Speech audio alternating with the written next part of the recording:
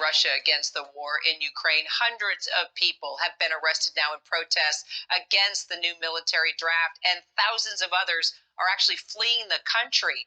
The U.S. is warning of catastrophic consequences for Russia if they use nukes in this conflict. And our foreign correspondent Tom Soufi-Burridge is there with the latest from Ukraine.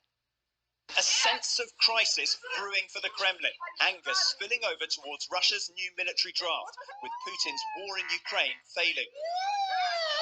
Protesters facing down the police in the Russian Republic of Dagestan.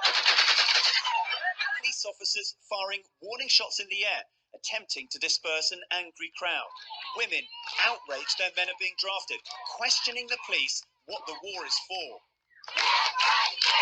The chaos in Dagestan clear in these videos circulating online.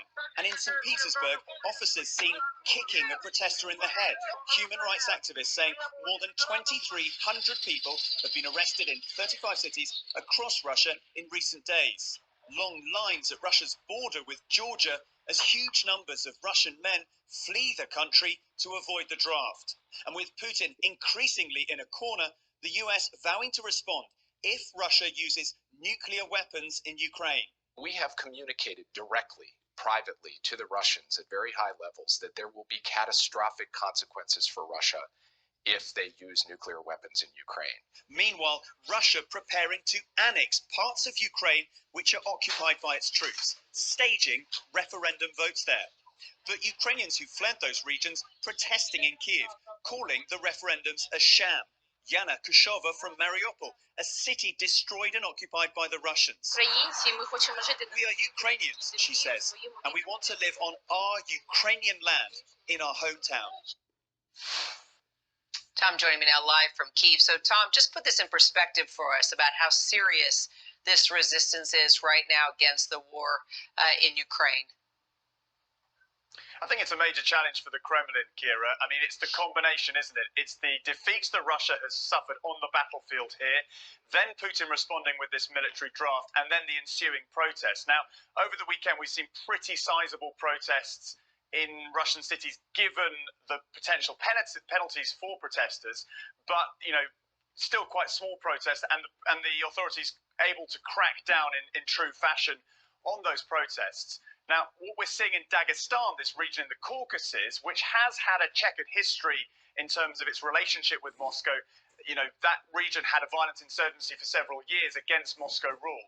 But we're seeing there a much more violent picture. We're seeing many more attacks on recruitment offices.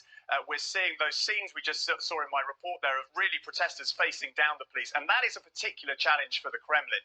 Now, that could spread. It's not typical of the protests everywhere else in Russia. And then we get on to the other problem that the Kremlin is facing, and that is the mass exodus. Tens of thousands, if not hundreds of thousands of Russian men rushing out of Russia via various countries to get away from the draft. And that, again, is undermining the draft itself and undermining Putin's war here in Ukraine.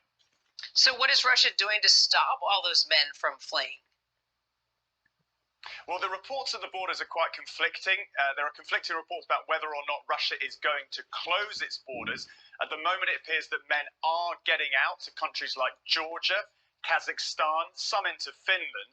I mean, you have to remember that for getting into Finland and basically towards Western Europe, that's much harder for Russians to do given visa restrictions which have been tightened in recent weeks and months because of the war here in Ukraine. So it's not an easy path out. We're seeing huge queues at the border, particularly the Georgian border, out of Russia into that country south of Russia. But a lot of people are leaving. So